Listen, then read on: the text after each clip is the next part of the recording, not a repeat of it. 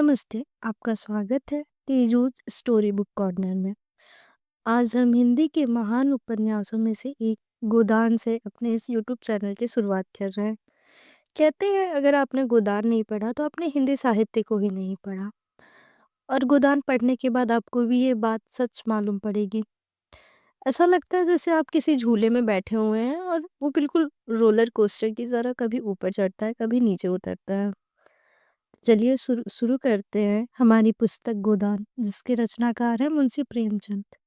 इस वीडियो में हम उसका पार्ट 1 और पार्ट 2 कवर करेंगे। होरी राम ने दोनों बैलों को साना पानी देकर अपनी स्त्री धनिया से कहा, गोबर को ऊख गोलने भेज देना, मैं न जाने कब लौटूं, जरा मेरी लाठी दे दे। धनिया के दोनों हाथ गोबर से भरे थे, उपले पात रही थी। आकर बोली, अरे कुछ रस पानी तो कर लो, ऐसी जल्दी क्या है। होरी ने अपनी झुर्रियों से भरे हुए माथे को सिकोड़ कर कहा, तुझे रस पानी की पड़ी है। मुझे यह चिंता है कि अबेर हो गई तो मालिक से भेंट ना होगी। स्नान पूजा करने लगेंगे तो घंटों बैठे बीत जाएगा। इसी से तो कहती हूँ कुछ जलपान कर लो, और आज न जाओगे तो कौन हरज होगा। अभी तो परसों गए थे। तू जो बात नहीं समझती उसमें टांग क्यों अड़ाती है भाई। मेरी लाठी दे दे और अपना काम देख। यह इससे मिलते जुलते रहने का प्रसाद है कि अब तक जान बची हुई है, नहीं कहीं पता न लगता कि किधर गए।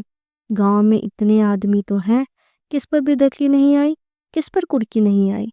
जब दूसरे के पांव तले अपनी गर्दन दबी हुई है तो उन पांव को सहलाने में ही कुशल है। धनिया इतनी व्यवहार कुशल न थी। उसका विचार था कि हमने जमींदार के खेत जोते हैं तो वह अपना लगान ही तो लेगा, उसकी खुशामद क्यों करें, उसके तलवे क्यों सहलाएं।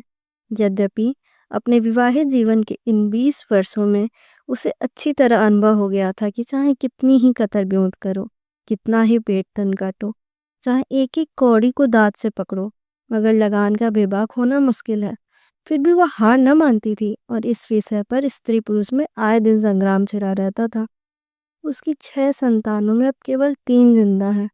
एक लड़का गोबर कोई 16 साल का है और 2 लड़कियां सोना और रूपा 12 और 8 साल की। 3 लड़के बचपन ही में मर गए। उसका मन आज भी कहता था अगर उनकी दवाई होती तो वे बच जाते, पर वह एक धेले की दवा भी न मंगवा सकी थी। उसकी ही उम्र अभी क्या थी, 36वां ही साल तो था, पर सारे बाल पक गए थे, चेहरे पर झुर्रियां पड़ गई थी, सारी देह ढल गई थी। वह सुंदर गेहुआ रंग सांवला गया था और आंखों से भी कम सूझने लगा था। पेट की चिंता ही के कारण तो कभी तो जीवन का सुख न मिला। इस चिरस्थायी जीर्णावस्था ने उसके आत्मसम्मान को उदासीनता का रूप दे दिया था। जिस गृहस्थी में पेट की रोटियां भी न मिले, उसके लिए इतनी खुशामद क्यों। इस परिस्थिति से उसका मन बराबर विद्रोह किया करता था और 2-4 खुर्कियां खा लेने पर ही उसी यथार्थ का ज्ञान होता था। उसने परास्त होकर होरी की लाठी, मिर्जई, जूते, पगड़ी और तम्बाकू का बटुआ लाकर सामने पटक दिया।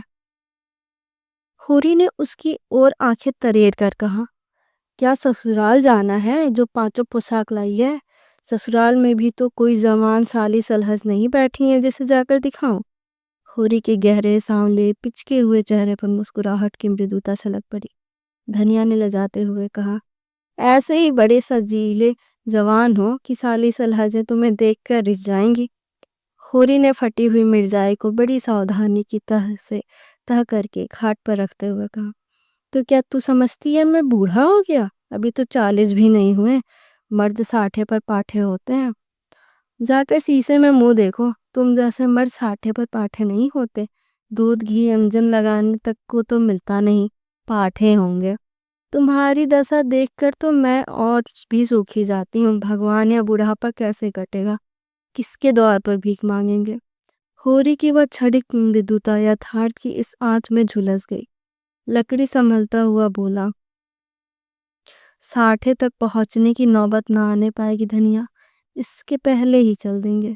धनिया ने तिरस्कार किया, अच्छा रहने दो, मत अशुभ मुंह से निकालो। तुमसे कोई अच्छी बात भी कहे तो लगते हो कोसने। होरी कंधों पर लाठी रखकर घर से निकला तो धनिया द्वार पर खड़ी उसे देर तक देखती रही। उसके इन निराशा भरे शब्दों ने धनिया के चोट खाए हृदय के में अंत कम कंपन सा डाल दिया था। वह जैसे अपने नारित्व के संपूर्ण तप और व्रत से अपने पति को अभय दान दे रही थी। उसके अंतःकरण से जैसे आशीर्वादों का व्यूह सा निकलकर होरी को अपने अंदर छिपाए लेता था। विपन्नता के इस अथाह सागर में सुहाग ही वह तृण था जिसके पकड़े हुए वह सागर को पार कर रही थी।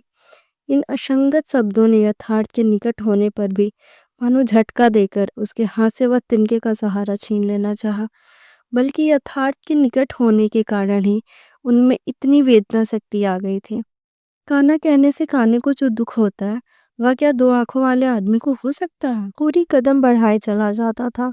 पगडंडी के दोनों ओर ऊख के पौधों की लहराती हुई हरियाली देखकर उसने मन में कहा, भगवान कहीं गौ से बरखा कर दे और दाढ़ी भी सुभीते से रहे तो एक गाय जरूर लेगा। देसी गाय तो न दूध दे न उसके छवे ही किसी काम के हों। बहुत हुआ तो तेली के कोल्हू में चले, नहीं वह पछाई जाए लेगा। उसकी खूब सेवा करेगा।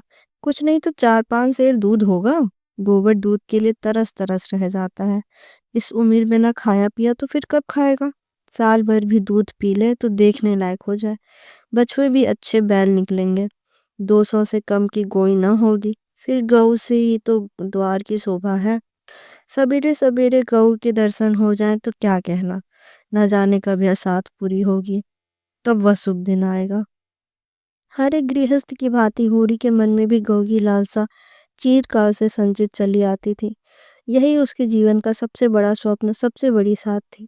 बैंक के सूद से चयन करने या जमीन खरीदने या महल बनवाने की विशाल आकांक्षाएं उसके नन्हे से हृदय में कैसे समाती। जेठ का सूर्य आमों के झुरमुट से निकलकर आकाश पर छाई हुई लालिमा को अपने रजत प्रताप से तेज प्रदान करता हुआ ऊपर चढ़ रहा था और हवा में गर्मी आने लगी थी। दोनों ओर खेतों में काम करने वाले किसान उसे देखकर राम राम करते और सम्मान भाव से चिलम पीने का निमंत्रण दे देते। पर होरी को इतना अवकाश कहाँ था। उसके अंदर बैठी हुई सम्मान लालसा ऐसा आदर पाकर उसके सूखे मुख पर गर्व की छलक पैदा कर रही थी। मालिकों से मिलते जुलते रहने ही का तो यह प्रसाद है कि सब उसका आदर करते हैं। नहीं उसे कौन पूछता। 5 बीघे के किसान की बिसात ही क्या। यह कम आदर नहीं है कि 3-3 4-4 हल वाले महतो भी उसके सामने सिर झुकाते हैं। अब वह खेतों के बीच में पगडंडी छोड़कर एक खलेटी में आ गया था जहां बरसात में पानी भर जाने के कारण तरी रहती थी और जेठ में कुछ हरियाली नजर आती थी। आसपास की गांव में गौएं यहाँ चरने आया करती थी। उस उसम में भी यहाँ की हवा में कुछ ताजगी और ठंडक थी। होरी ने 2-3 सांसें जोर से ली। उसके जी में आया कुछ देर यहीं बैठ जाए। दिन भर तो लू लपट में मरना है ही। कई किसान इस गड्ढे का पट्टा लिखाने को तैयार थे। अच्छी रकम देते थे। पर ईश्वर भला करे राय साहब का कि उन्होंने साफ कह दिया यह जमीन जानवरों की चराई के लिए छोड़ी ही गई है और किसी दाम पर भी न उठाई जाएगी। कोई स्वार्थी जमींदार होता तो कहता गाय जाए भाड़ में, हमें रुपए मिलते हैं क्यों छोड़े। पर राय साहब अभी तक पुरानी मर्यादा निभाते आते थे। जो मालिक प्रजा को न पाले वह भी कोई आदमी है। सहसा उसने देखा भोला अपनी गाय लिए इसी तरफ चला आ रहा है। भोला इसी गांव में मिले हुए पुरुओं का ग्वाला था और दूध मक्खन का व्यवसाय करता था। अच्छा दाम मिल जाने पर कभी कभी किसानों के हाथ गाय बेच भी देता था। होरी का मन उन गांव को देखकर ललचा गया। अगर भोला वह आगे वाली गाय उसे दे तो क्या कहना। रुपए आगे पीछे देता रहेगा। वह जानता था घर में रुपए नहीं है। अभी तक लगान नहीं चुकाया जा सका। बीसेसर शाह का देना भी बाकी है जिस पर आने रुपए का सूद चढ़ रहा है। लेकिन दरिद्रता में जो एक प्रकार की अदूरदर्शिता होती है वह निर्लज्जता को काजे गाली और मार से भी भयभीत नहीं होती। उसने उसे प्रोत्साहित किया। बरसों से जो साध मन में आंदोलित कर रही थी उसने उसे विचलित कर दिया। भोला के समीप जाकर बोला, राम राम भोला भाई, कहो क्या रंग ढंग है। सुना आपकी मेले से नई गाय लाए हो। भोला ने बेरुखाई से जवाब दिया। होरी के मन की बात उसने ताड़ ली थी। हाँ 2 बच्चियां और 2 गाय लाया। पहली वाली गाय सब सूख गई थी। बंधी पर दूध न पहुंचे तो गुजर कैसे हो। होरी ने आगे वाली गाय के पुट्ठे पर हाथ रखकर कहा, दुधार तो मालूम होती है, कितने में ली? भोला ने सांस जमाई। अब की बाजार तेज रहा महतो, इसके 80 रुपए देने पड़े। आंखें निकल गईं। 30-30 रुपए तो दोनों कलोरों के दिए। 30-30 पर गाहक रुपए का 8 सेर दूध मांगता है।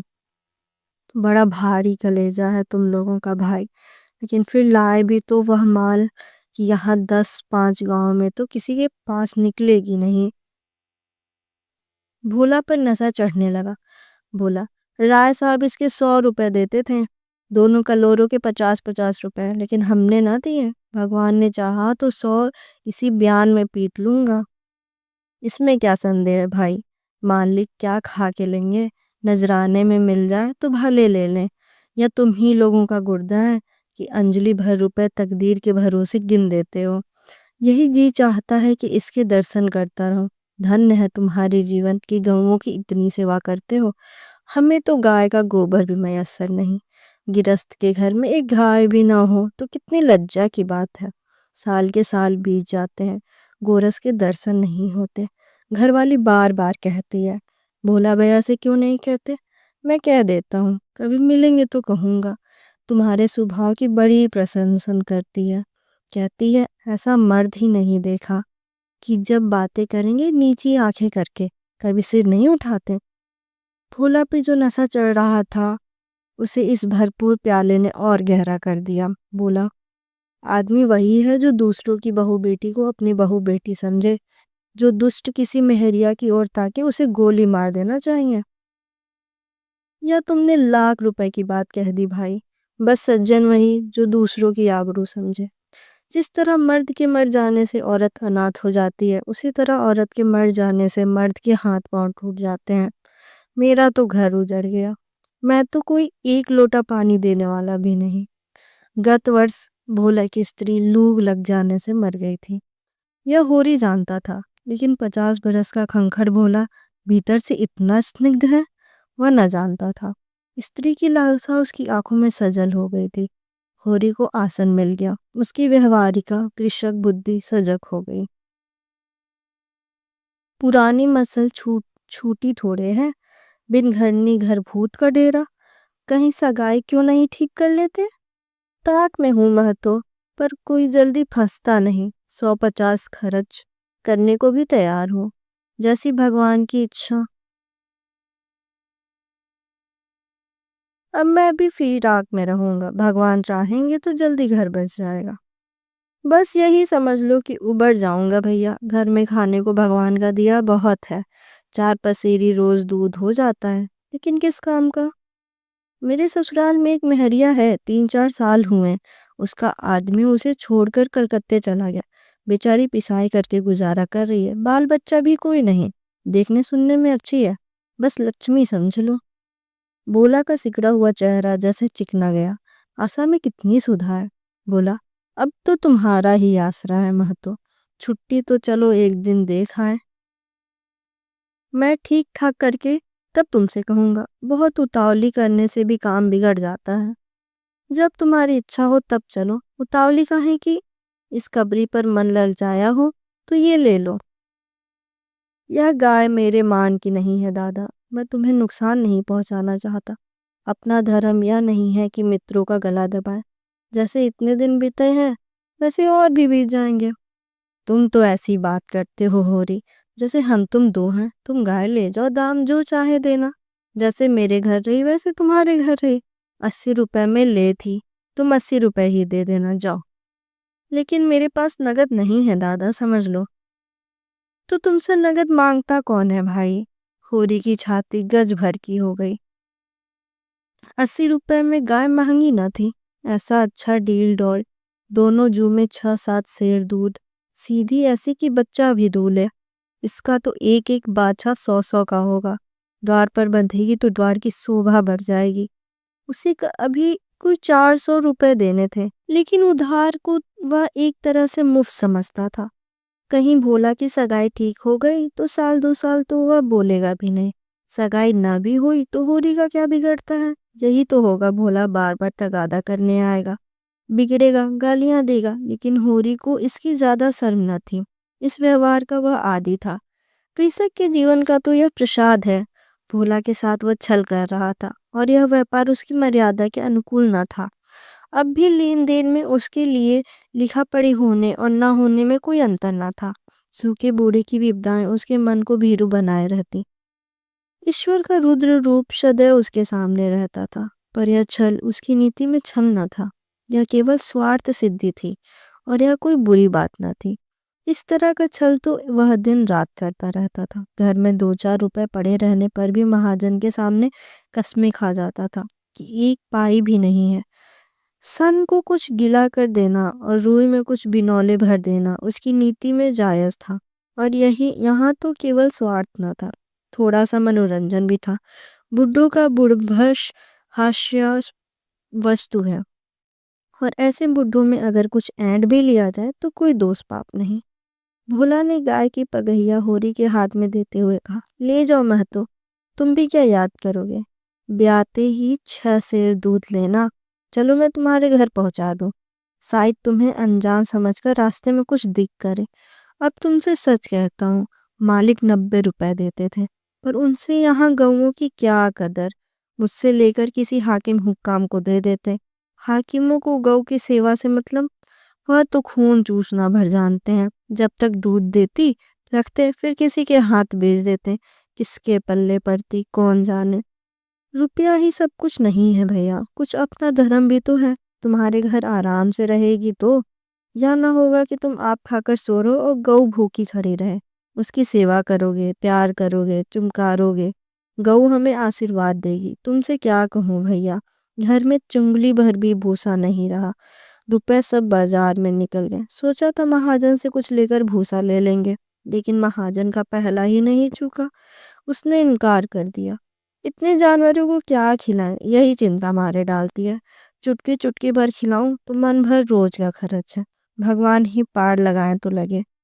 होरी ने सहानुभूति के स्वर में कहा, तुमने हमसे पहले क्यों नहीं कहा?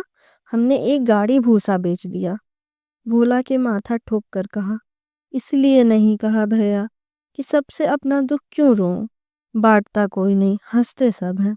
जो गाय सूख गई है उनका गम नहीं, पत्ती सत्ती खिलाकर जिला लूंगा। लेकिन अब यह तो रातिब बिना नहीं रह सकती। हो सके तो 10-20 रुपए भूसे के लिए दे दो।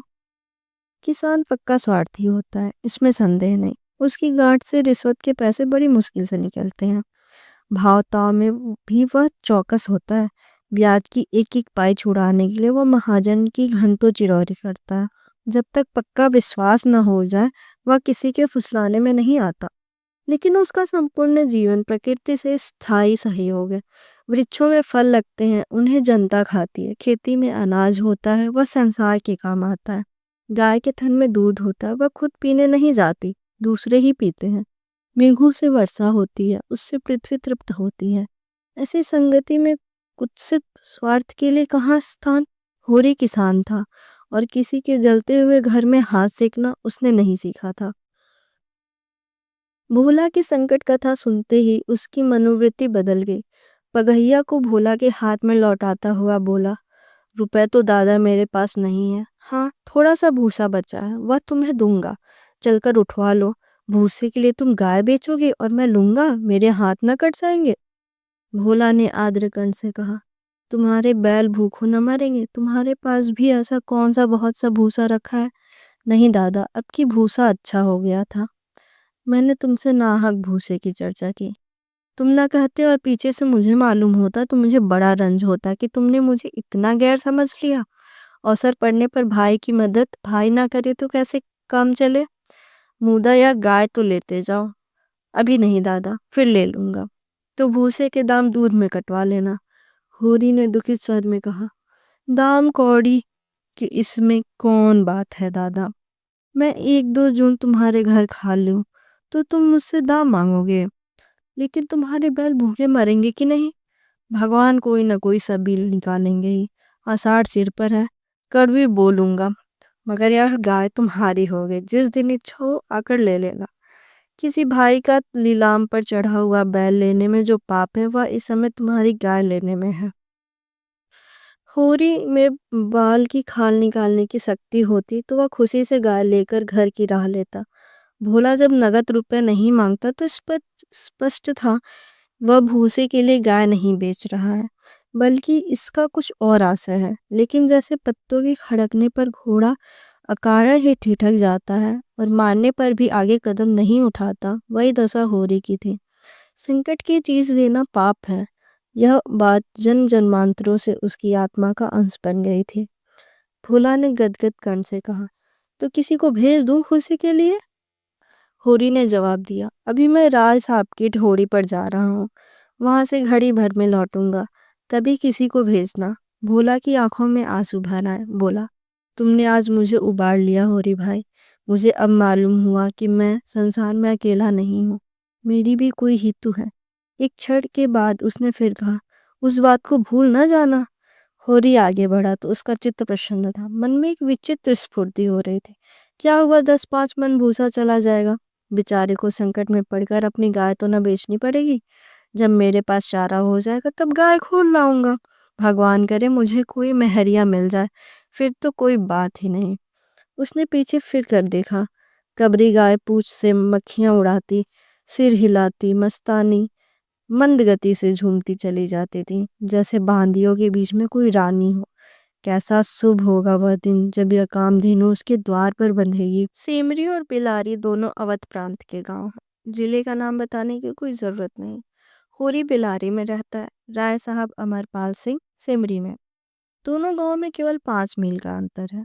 पिछले सत्याग्रह संग्राम में राय साहब ने बड़ा यश कमाया था। कौंसिल की मेंबरी छोड़कर जेल चले गए थे। तब से उनके इलाके के असामियों को उनसे बड़ी श्रद्धा हो गई थी। यह नहीं कि उनके इलाके में असामियों के साथ कोई खास रियायत की जाती हो, या डांट या बिगाड़ की कड़ाई कुछ कम हो, मगर यह सारी बदनामी मुख्तारों के सिर जाती थी। राय साहब की कीर्ति पर कोई कलंक न लग सकता था। वह बेचारे भी तो उसी व्यवस्था के गुलाम थे। जाब्ते का काम तो जैसे होता चला आया है वैसे ही होगा। राय साहब की सज्जनता उस पर कोई असर न डाल सकती थी। इसलिए आमदनी और अधिकार में जौ भर की भी कमी न होने पर भी उस उनका यश मानो बढ़ गया था। असामियों से वह हंसकर बोल लेते थे, यही क्या कम है, सिंह का काम तो शिकार करना है। अगर वह गर्जने और गुर्राने के बदले मीठी बोली बोल सकता तो उसे घर बैठे मनमाना शिकार मिल जाता। शिकार की खोज में जंगल में न भटकना पड़ता। राय साहब राष्ट्रवादी होने पर भी हुक्काम से मेल जोल बनाए रखते थे। उनकी तजरों और डालियों और कर्मचारियों की दस्तूरियां जैसे कि तैसी चली आती थीं। साहित्य और संगीत के प्रेमी थे, ड्रामा के शौकीन, अच्छे वक्ता थे, अच्छे लेखक, अच्छे निशानेबाज। उनकी पत्नी को मरे आज 10 साल हो चुके थे, मगर दूसरी शादी न की थी। हंस बोलकर अपने विधुर जीवन को बहलाते रहते थे। होरी ड्योढ़ी पर पहुंचा तो देखा, जेठ के दशहरे का अवसर हो पर होने वाले धनुष यज्ञ की बड़ी जोरों से तैयारियां हो रही हैं। कहीं रंगमंच बन रहा है, कहीं मंडप, कहीं मेहमानों का आतिथ्य गृह, कहीं दुकानदारों के लिए दुकानें। धूप तेज हो गई थी, पर राय साहब खुद काम में लगे हुए थे। अपने पिता की संपत्ति के साथ साथ उन्होंने राम की भक्ति भी पाई थी, और धनुष यज्ञ को नाटक का रूप देकर उसे शिष्ट मनोरंजन का साधन बना दिया था। इस अवसर पर उनके यार दोस्त, हाकिम हुक्काम सभी निमंत्रित होते थे, और 2-3 दिन इलाके में बड़ी चहल पहल रहती थी। राय साहब का परिवार बहुत विशाल था। कोई 150 सरदार एक साथ भोजन करते थे। कई चचा थे, दर्जनों चचेरे भाई, कई सगे भाई, बीसियों नातों के भाई। एक चचा साहब राधा के अनन्य उपासक थे और बराबर वृंदावन में रहते थे। भक्ति रस के कितने ही कवित्त रच डाले थे, और समय समय पर उन्हें छपवाकर दोस्तों की भेंट कर देते थे। एक दूसरे चचा थे जो राम के परम भक्त थे और फारसी भाषा में रामायण का अनुवाद कर रहे थे। रियासत से सबक वजीफे बंधे हुए थे, किसी को कोई काम करने की जरूरत न थी। होरी मंडप में खड़ा सोच रहा था कि अपने जाने की सूचना कैसे दे कि सहसा राय साहब उधर ही आ निकले और उसे देखते ही बोले, अरे तू आ गया होरी, मैं तो तुझे बुलवाने वाला था। देख अब कि तुझे राजा जनक का माली बनना पड़ेगा। समझ गया ना? जिस वक़्त श्री जानकी जी मंदिर में पूजा करने जाती हैं, उसी वक़्त तू एक गुलदस्ता लिए खड़ा रहेगा और जानकी जी को भेंट करेगा। गलती ना करना और देख, असामियों से ताकीद करके यह कह देना कि सब के सब शगुन करने आएँ। मेरे साथ कोठी में आ, तुझसे कुछ बातें करनी है। वह आगे-आगे कोठी की ओर चले, पीछे होरी चला। वहीं एक घने वृक्ष की छाया में एक कुर्सी पर बैठ गए और होरी को जमीन पर बैठने का इशारा करके बोले, समझ गया मैंने क्या कहा? कारकुन को तो जो कुछ करना है वह करेगा ही, लेकिन असामी जितने मन से असामी की बात सुनता है, कारकुन की नहीं सुनता। हमें इन्हीं 5-7 दिनों में 20,000 का प्रबंध करना है। कैसे होगा समझ नहीं आता। तुम सोचते होगे मुझ टके की आदमी से मालिक क्या अपना दुखड़ा ले बैठे, किससे अपने मन की कहो। न जाने क्यों तुम्हारे ऊपर विश्वास होता है। इतना जानता हूँ कि तुम मन में कुछ पर हंसोगे नहीं, और हंसो भी तो तुम्हारी हंसी में बर्दाश्त कर सकता हूँ। नहीं सह सकता उनकी हंसी जो अपने बराबर के हैं, क्योंकि उनकी हंसी में ईर्ष्या, व्यंग और जलन है। और वे क्यों ना हंसेंगे? मैं भी तो उनकी दुर्दशा पर, विपत्ति और पतन पर हंसता हूँ, दिल खोलकर तालियां बजाकर। संपत्ति और सहिष्णुता में बैर है। हम भी दान देते हैं, धर्म करते हैं, लेकिन जानते हो क्यों? केवल अपने बराबर वालों को नीचा दिखाने के लिए। हमारा दान और धर्म कोरा अहंकार है, विशुद्ध अहंकार। हम में से किसी पर डिग्री हो जाए, कुर्की आ जाए, बकाया मालगुजारी की इल्लत में हवालात हो, किसी का जवान बेटा मर जाए, किसी की विधवा बहू निकल जाए, किसी के घर में आग लग जाए, कोई किसी वेश्या के हाथों उल्लू बन जाए या अपने असामियों के हाथों पिट जाए, तो उसके और सभी भाई उस पर हंसेंगे, बगले बजाएंगे, मानो सारे संसार की संपदा मिल गई है। और मिलेंगे तो इतने प्रेम से जैसे हमारे पसीने की जगह खून बहाने को तैयार है। अरे और तो और हमारे चचेरे फुफेरे ममेरे मौसेरे भाई जो इसी रियासत की बदौलत मौज उड़ा रहे हैं, कविता कह रहे हैं और जुए खेल रहे हैं, शराबे पी रहे हैं, अय्यासी कर रहे हैं, वह भी मुझसे जलते हैं। आज मर जाऊं तो घी के चिराग जलाएंगे। मेरे दुख को दुख समझने वाला कोई नहीं। उनकी नज़रों में मुझे दुखी होने का कोई अधिकार ही नहीं है। मैं अगर रोता हूँ तो दुखी की हंसी उड़ता है। मैं अगर बीमार होता हूँ तो मुझे सुख होता है। मैं अगर अपना ब्याह करके घर में कलह नहीं बढ़ाता तो यह मेरी नीच स्वार्थ पड़ता है। अगर ब्याह कर लूँ तो यह विलासांगता है। अगर शराब नहीं पीता तो मेरी कंजूसी है। शराब पीने लगूं तो प्रजा का रक्त होगा। अगर अय्यासी नहीं करता तो अरसिक हूँ। अय्यासी करने लगूं तो फिर क्या कहना। इन लोगों ने मुझे भोग विलास में फंसाने के लिए कम चालें नहीं चली, और अब तक चलते जाते हैं। उनकी यही इच्छा है कि मैं अंधा हो जाऊं और ये लोग मुझे लूट लें। और मेरा धर्म यह है कि सब कुछ देखकर भी कुछ न देखूं, सब कुछ जानकर भी गधा बना रहूं। राय साहब ने गाड़ी को आगे बढ़ाने के लिए 2 बीड़े पान खाए और होरी के मुंह की ओर ताकने लगे, जैसे उसके मनोभावों को पढ़ना चाहते हो। होरी ने साहस बटोर कहा, हम समझते थे कि ऐसी बातें हम ही लोगों में होती हैं, पर जान पड़ता है बड़े आदमियों में भी उनकी कमी नहीं है। राय साहब ने मुंह पान से भरकर कहा, तुम हमें बड़ा आदमी क्या समझते हो? हमारे नाम बड़े हैं पर दर्शन थोड़े। गरीबों में अगर ईर्ष्या या बैर है तो स्वार्थ के लिए या पेट के लिए। ऐसी ईर्ष्या और बैर को मैं सम में समझता हूँ। हमारे मुंह की रोटी कोई छीन ले तो उसके गले में उंगली डालकर निकालना हमारा धर्म हो जाता है। अगर हम छोड़ दें तो देवता है। बड़े आदमियों की ईर्ष्या और बैर केवल आनंद के लिए है। हम इतने बड़े आदमी हो गए हैं कि हमें नीचता और कुटिलता में ही निस्वार्थ और परम आनंद मिलता है। हम देवतापन के उस दर्जे पर पहुंच गए हैं जब हमें दूसरों के रोने पर हंसी आती है। इसे तुम छोटी साधना मत समझो। जब इतना बड़ा कुटुंब जब इतना बड़ा कुटुंब है तो कोई ना कोई तो हमेशा बीमार रहेगा ही, और बड़े आदमियों के रोग भी बड़े होते हैं। तो वह बड़ा आदमी ही क्या जिसे कोई छोटा रोग हो, मामूली ज्वर भी आ जाए तो हमें सर शाम की दवा दी जाती है। मामूली गुंसी भी निकल आए तो वह जहर बात बन जाती है। अब छोटे सर्जन और मझोलो सर्जन और बड़े सर्जन तार से बुलाए जा रहे हैं। मसीहुल मुल्क को लाने के लिए दिल्ली आदमी भेजा जा रहा है। भीष्माचार्य को बुलाने के लिए कलकत्ता। उधर देवालय में दुर्गा पीठ हो रहा है और ज्योतिषाचार्य कुंडली का विचार कर रहे हैं और तंत्र के आचार्य अपने अनुष्ठान में लगे हुए हैं। राजा साहब को यमराज के मुंह से निकालने के लिए दौड़ लगी हुई है। वैद्य और डॉक्टर इसी ताक में रहते हैं कि कब इनके सिर में दर्द हो और कब उनके घर से सोने की वर्षा हो। और ये रुपए तुमसे और तुम्हारे भाइयों से वसूल किए जाते हैं भाले की नोक पर। मुझे तो यही आश्चर्य होता है कि क्यों तुम्हारी आहों का दावानल हमें भस्म नहीं कर डालता। मगर इन्हीं आश्चर्य करने की बात नहीं। भस्म होने में तो बहुत देर नहीं लगती, वेदना भी थोड़ी ही देर की होती है। हम जौ जौ और अंगुल अंगुल और पोर पोर भस्म हो रहे हैं। उस हाहाकार से बचने के लिए हम पुलिस की, हुक्काम की, अदालत की, वकीलों की शरण लेते हैं और रूपवती स्त्री की भांति सभी के हाथों का खिलौना बनते हैं। दुनिया समझती है हम बड़े सुखी हैं। हमारे पास इलाके, महल, सवारियां, नौकर चाकर, कर्ज, व्यवसाय क्या नहीं है। लेकिन जिसकी आत्मा में बल नहीं, अभिमान नहीं, वो और चाहे कुछ हो, आदमी नहीं है। जिसे दुश्मन के भय के मारे रात को नींद ना आती हो, जिसके दुख पर सब हंसे और रोने वाला कोई न हो, जिसकी चोटी दूसरों के पैरों के नीचे दबी हो, जो भोग विलास के नशे में अपने को बिल्कुल भूल गया हो, जो हुक्काम के तलवे चाटता हो और अपने अधीनों का खून चूसता हो, मैं उसे सुखी नहीं कहता। वह तो संसार का सबसे अभागा प्राणी है। साहब शिकार खेलने आए या दौरे पर, मेरा कर्तव्य है कि मैं उनकी दुम के पीछे लगा रहूं। उनकी भौं पर सिकान कर पड़ी उनकी भौं पर सिकन पड़ी और हमारे प्राण सूखे।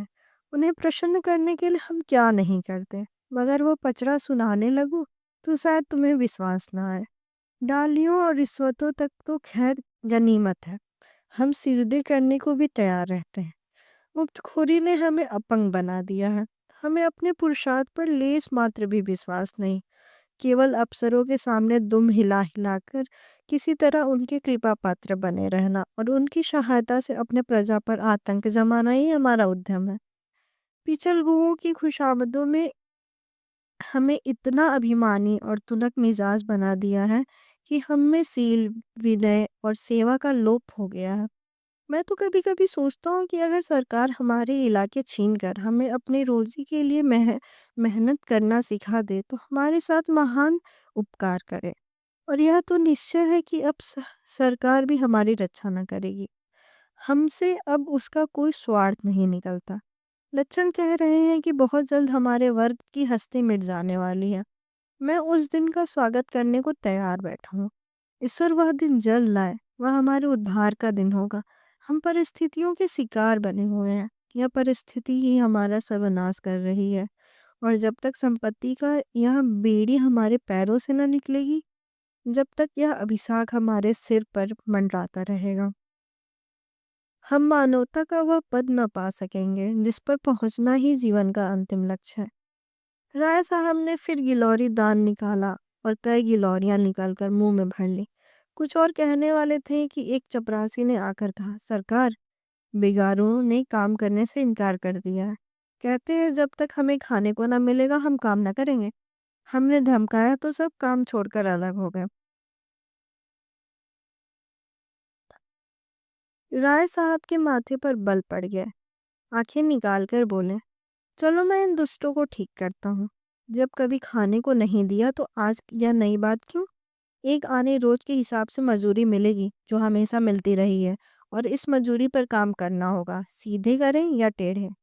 फिर होरी की ओर देखकर बोले, तुम अब जाओ होरी, अपनी तैयारी करो। जो बात मैंने कही है उसका ख्याल रखना। तुम्हारे गांव से कम 500 की आशा है। राय साहब झल्लाते हुए चले गए। होरी के मन में सोचा, अभी यह कैसी कैसी नीति और धर्म की बातें कर रहे थे और एकाएक इतने गर्म हो गए। सूर्य सिर पर आ गया था। उसके तेज से अभिभूत होकर वृक्ष ने अपना पसार समेट लिया था। आकाश पर मटियाली गर्द छाई हुई थी और सामने की पृथ्वी कांपती हुई जान पड़ती थी। होरी ने अपना डंडा उठाया और घर चला। सगुन के रुपए कहाँ से आएंगे, यही चिंता उसके सिर पर सवार थी। इस वीडियो को आप अपने दोस्तों के साथ ज़रूर शेयर करें और हमें कमेंट में बताएं आपको कहानी कैसी लगी। और आगे की कहानी सुनने के लिए चैनल को सब्सक्राइब कर लें। धन्यवाद।